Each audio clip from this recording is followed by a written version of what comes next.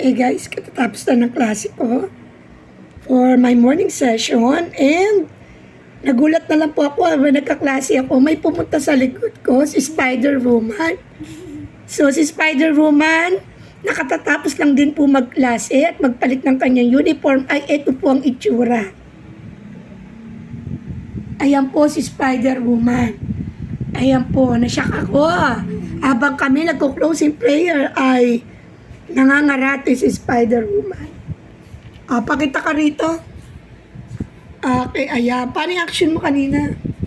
Spider-Woman. Ayan. Ayan po si Spider-Woman. Paano pa? Wala po siyang magawa.